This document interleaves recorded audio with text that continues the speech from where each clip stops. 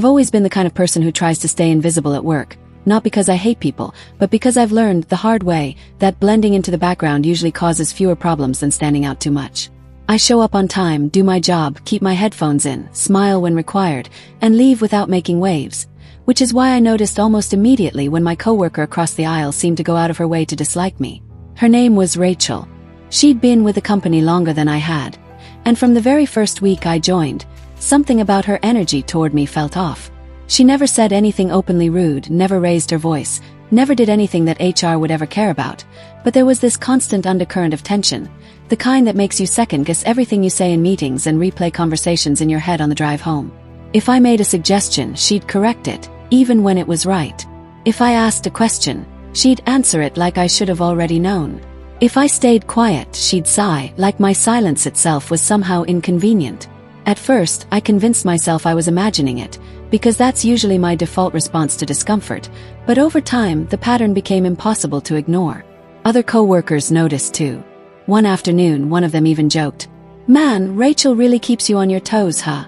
and laughed like it was nothing, while I smiled back and pretended it didn't bother me at all. But it did bother me. Not in an explosive way, just in this slow, draining way that made every workday feel heavier than it needed to be, like I was constantly bracing for impact without knowing where it would come from. I tried everything I could think of. I was extra polite. I double-checked my work. I stopped speaking in meetings unless I absolutely had to. Nothing changed. If anything, it felt like my presence alone annoyed her. About 6 months into the job, I finally convinced myself that maybe she just didn't like my personality. And that's fine, not everyone has to like you, so I decided to emotionally clock out from caring. I told myself to treat her like background noise and focus on my paycheck. And then, one random Tuesday, everything shifted. It was a completely normal workday, boring enough that I don't remember most of it, except that, around mid-afternoon, our manager announced we'd be staying late to meet an unexpected deadline. Groans all around. People ordered food, complained quietly, and settled in for a long evening. Around 8 p.m., while most of the office was half asleep and running on caffeine and sarcasm, my laptop froze. Not a little lag. Not a minor glitch.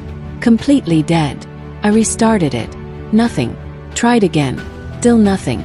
Panic started creeping in because I had hours of work on there that hadn't synced yet, and IT had already gone home for the day. I sat there, staring at the black screen, feeling that familiar tightness in my chest.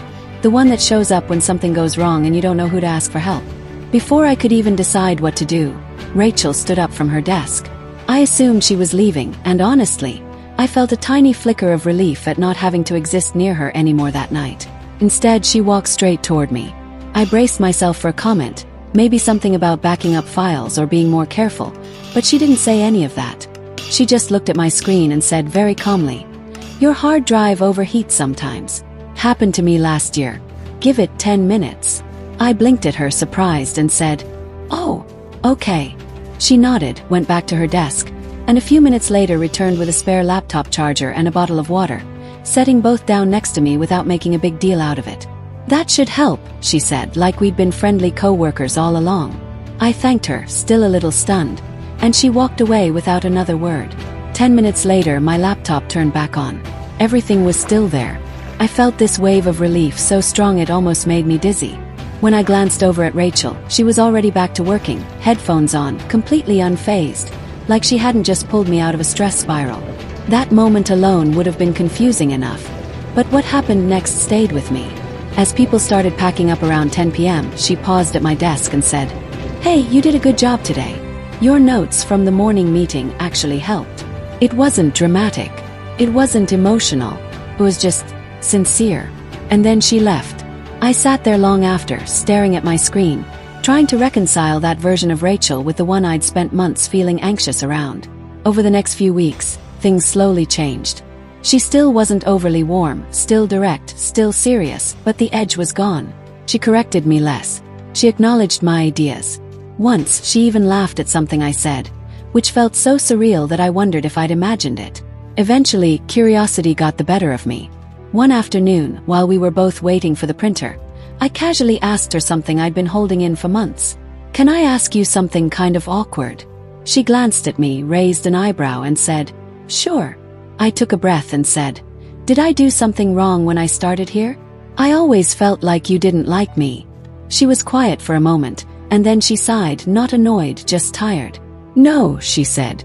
"You didn't do anything wrong."